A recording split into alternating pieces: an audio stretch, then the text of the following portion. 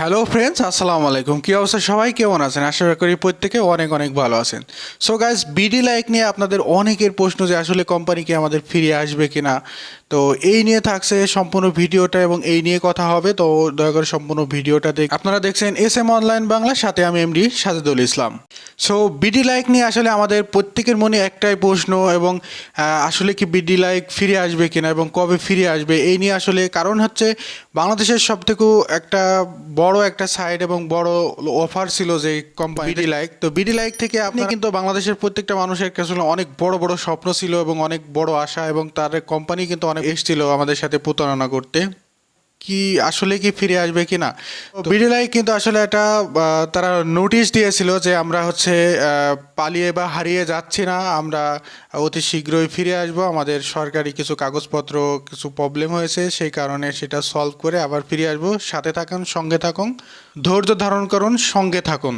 তো যে কথাটা তারা আসলে বলে গেছে এবং তারা আদৌ কি ফিরে আসবে কিনা সেই সম্পর্কে আজকে যেটা আমি বলতে চাচ্ছি, যে কিন্তু আরও কোম্পানি ছিল এবং তারা কিন্তু আসলে এসছে, যেমন গোল্ড লাইন, গোল্ডেন রাশ, এগুলো আসলে কিন্তু অফারগুলো কিন্তু আসলে খুবই লোভনীয় অফার দিয়েছিল, এবং এবং প্রত্যেকটা বিদেশি যেগুলো কোম্পানি সেগুলো প্রত্যেকটা কিন্তু একই। তো মেন বিষয় হচ্ছে যে বিডিলাইক যে আসলে ফিরে আসবে কিনা। তো বিডিলাইক আসলে যে কোম্পানি একবার চলে যায় সেই কোম্পানি কিন্তু তার চান্সেস থাকে 0% ফিরে আসার সম্ভাবনা।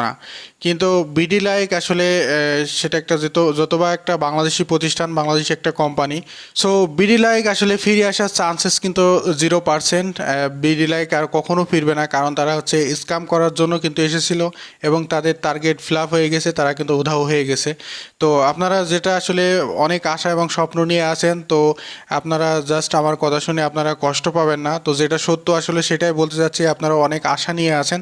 তো সেই কারণে আসলে এই আজকের এই ভিডিওটা করা, যাতে আপনারা আসলে বুঝতে পারেন যে বিষয়টা আসলে যে কিন্তু প্রতারণা করার জন্য এসেছিল এবং সেটা কিন্তু চলে গেছে অলরেডি, সে কিন্তু আর কখনো ফিরবে না। এবং যদি ফিরতো তাহলে এতদিন অবশ্যই যে কোনো নোটিশ দিত এবং ফিরে আসতো। তো শুধু মিশে আশা বা স্বপ্ন নিয়ে আমাদের কোনো লাভ নেই, যেটা গেছে সেটা গেছে।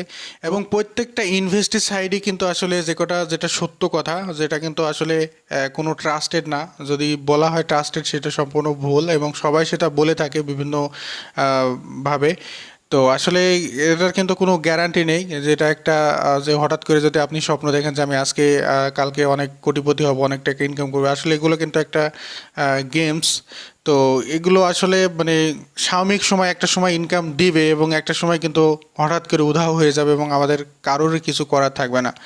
যদি বা বিডিলাইক একটি বাংলাদেশি কোম্পানি, তবে আপনারা চাইলে কিন্তু একত্রিত হয়ে, একজন না একত্রিত হয়ে কিন্তু আপনারা চাইলে তাদের বিরুদ্ধে অ্যাকশন নিতে পারেন। আপনাদের যদি কোনো হিস্টোরিগুলো থাকে, আপনাদের পেমেন্ট হিস্টোরি, আপনারা বিকাশ, নগদ বা ব্যাংকের মাধ্যমে যে পেমেন্টগুলো করেছেন, যদি আপনাদের হিস্টোরিগুলো বা স্ক্রিনশটগুলো থাকে, সেই নিয়ে যাদের অনেক বেশি টাকা ইনভেস্ট করে ফেলেছেন, যা অনেক বেশি অ্যামাউন্ট, সেক্ষেত্রে আপনারা চাইলে কিন্তু একটা অ্যাকশন নিতে পারেন তাদের বিরুদ্ধে, যে তারা আসলে শুধু প্রতারিত করলো এটাই না, কিন্তু অনেক মানুষের স্বপ্ন, আশা, ভরসা সব কিছু কিন্তু ভেঙে তছনছ করে দিয়ে গেছে।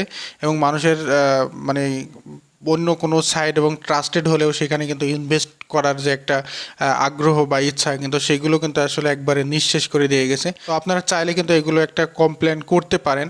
তো আসলে আইনীয় ব্যবস্থাতে নিলে তারা কিন্তু আসলে তা খুঁজে বের করা তাদের কাছে খুব একটা ডিফিকাল্ট না, যেহেতু একটা বাংলাদেশি কোম্পানি ছিল এবং যেহেতু বাংলাদেশির মাধ্যমে তারা আপনারা পেমেন্ট করেছিলেন, নগদ চলে গেছে সেটা গেছেই, এই নিয়ে তো টেনশন করার কিছুই নাই আসলে। যেটা তো কিছু করার নাই সে মুহূর্তে। তো আরও অনেক ট্রাস্টেড সাইট আছে যেগুলোতে আসলে একটা গেলে আর একটা আসবে। ভেঙে পড়লে হবে না, এত মন খারাপ করলে একেবারে চলবে না। অবশ্যই ভবিষ্যতে এগাইতে হবে, সেই স্বপ্ন নিয়ে অবশ্যই এগাবেন। এবং প্রত্যেকটা ইনভেস্টের সাইডে ইনভেস্ট করার আগে অনেক যাচাই বাছাই করে দেখবেন, মাথা ঠান্ডা এবং সজ্ঞানে আপনি ইনভেস্টটা করবেন, যাতে এটা অবশ্যই মাথা রাখবেন যে আমি রিস্ক নিচ্ছি এইভাবে, এই হিসাব করে কিন্তু আপনাকে নিজ দায়িত্বে রিস্ক নিয়ে কিন্তু যদি আপনি ইনভেস্ট করতে চান যে কোনো সাইডে, সেটা এ পর্যন্ত আপনারা অন্য কোনো সাইডে যদি কাজ করতে চান, অবশ্যই নিচে কমেন্ট সেকশনে কমেন্ট করে আমাকে জানাবেন। তো আপনাদের জন্য আমি চেষ্টা করব ট্রাস্টেড কিছু সাইট দিতে। তো এরপরেও রিস্ক থাকতেই পারে, এটা স্বাভাবিক। এরপরে যারা রিস্ক নিতে ইচ্ছুক এবং নিজ দায়িত্ব, তারা অবশ্যই কমেন্ট করে জানাবেন।